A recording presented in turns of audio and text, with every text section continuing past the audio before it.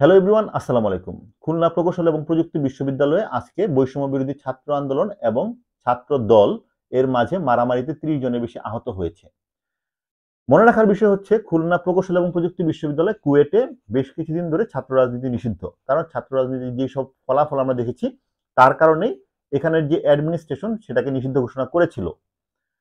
এবং এই নিষিদ্ধের পক্ষে যখন আসলে মিছিল করছিল একদল ছাত্র, সেই সময় ছাত্র দলের সাথে বা ছাত্র দলের কিছু কর্মীদের সাথে তাদের মারামারি হয়। পরবর্তীতে বহিরাগতরাও ছাত্র দলের পক্ষে এসে মারামারিতে জড়ায়। এর পক্ষে বিপক্ষে এবং এর প্রতিবাদে কিন্তু ঢাকা ভার্সিটিতে বৈষম্য বিরোধী ছাত্র আন্দোলন যেমন কর্মসূচি দিয়েছে, আবার ছাত্র দল তারা কর্মসূচি দিয়েছে। যদিও মারামারিটা হয়েছে এই বৈষম্য বিরোধী ছাত্র আন্দোলন এবং হচ্ছে ছাত্র দল বিএনপির যে অঙ্গ সংগঠন তার মাঝে, কিন্তু এই দায় এড়ানোর সহজ রাস্তা হচ্ছে বলছে এখানে ফ্যাসিস্ট আওয়ামী লীগের বা ছাত্র লীগের লোকজন এসে হামলা করেছে। খুব সহজ সমাধান।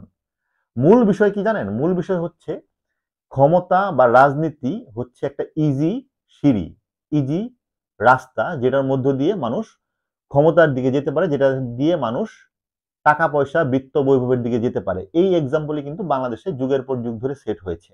এবং সেই সিঁড়ি ধরার জন্য প্রথাগত রাজনীতি যারা করে, যেমন আওয়ামী লীগ, বিএনপি, জামাত, তারা যেমন দৌড়ঝাঁপ শুরু করে, যেমন এখন বর্তমানে করেছে ছাত্র দল বা ছাত্র শিবির, তেমনি এই বৈষম্য বিরোধী ছাত্র আন্দোলনের যে ব্যানারটা, যেটা কিনা অরাজনৈতিক সংগঠন হিসেবে জুলাই আগস্টে আবির্ভূত হয়েছিল, তারাও যখন আসলে রাজনীতির মাঠে নামছে তখন কিন্তু তাদেরও এই ছাত্র রাজনীতির দরকার হয়ে পড়েছে, এই সিঁড়ির দরকার হয়ে পড়েছে।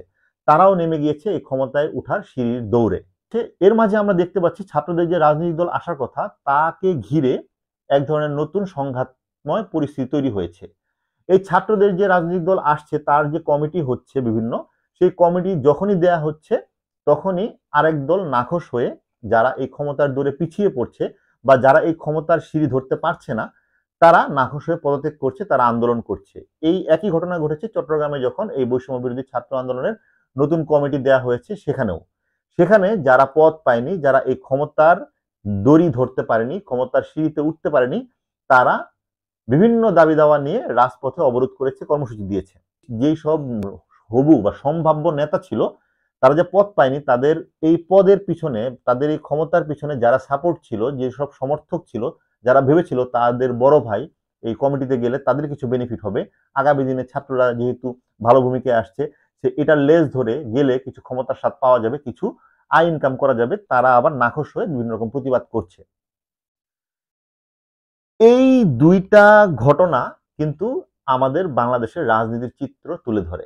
এক নাম্বার হচ্ছে রাজনীতি আসলে এখনো সেই একই জায়গায় রয়েছে যেখানে হচ্ছে রাজনীতিকে ব্যবহার করা হয় ক্ষমতায় যাওয়ার, টাকা পয়সা কামানোর শর্টকাট, অযোগ্য লোকদের অসংখ্য সম্পদ তৈরি করার শর্টকাট রাস্তা। হ্যাঁ, হয়তোবা এবার কিছু অযোগ্যর জায়গায় কিছু শিক্ষিত লোকজন আসবে, বাট তাতে দুর্নীতি, তাতে এই ক্ষমতার দৌড়ঝাঁপ এবং হানাহানি মারামারি বন্ধ হবে বলে মনে হচ্ছে না। আপাত দৃষ্টিতে যেসব ঘটনা শোনা যাচ্ছে, যেসব দৃশ্য দেখা যাচ্ছে, বৈষম্য বিরোধী ছাত্র আন্দোলনের নতুন কমিটি বা জাতীয় নাগরিক কমিটির যে বিভিন্ন নতুন কমিটি দেওয়া হচ্ছে তাকে ঘিরে যেই ধরনের আন্দোলন, যেই ধরনের পদত্যাগের মানে লম্বা সিরিয়াল শুরু হয়েছে, তাতে বোঝা যাচ্ছে এটা আসলে দেশের কল্যাণের জন্য কোনো দৌড়ঝাঁপ না, এটা হচ্ছে শুধুই ক্ষমতায় যাওয়ার জন্য দৌড়ঝাঁপ। আর আরেকটা গ্রুপ তো রয়েছেই এই বৈষম্য বিরোধী বা জাতীয় নাগরিক কমিটি, এদেরকে অবাঞ্ছিত, এদেরকে কুলসিত এবং এদেরকে বাদ দিয়ে রাজনীতি আগের ধারাতেই চালানোর যে চেষ্টা, সেটাতে তো একদল রয়েছেই। যারা নতুন আসবে বলে আমরা ভেবেছিলাম, আশাবাদী হয়েছিলাম, তাদের ভিতরেও আসার কোনো লক্ষণ দেখা যাচ্ছে না। কারণ ওই যে আসলে স্বভাব তো যায় না, আমাদের স্বভাব ঠিক হয়নি, স্বভাব ঠিক হচ্ছে না।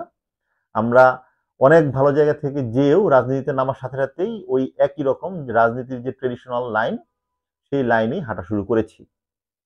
এটাই দেখা যাচ্ছে। সমর্থক যারা, তারা শুধুমাত্র দেশপ্রেমের জন্য সমর্থন দিতে আসছে, সেটা কোনো জাতীয় রাজনৈতিক দল হোক অথবা এই বৈষম্য বিরোধী ছাত্র আন্দোলন হোক, সেটা মিথ্যা কথা।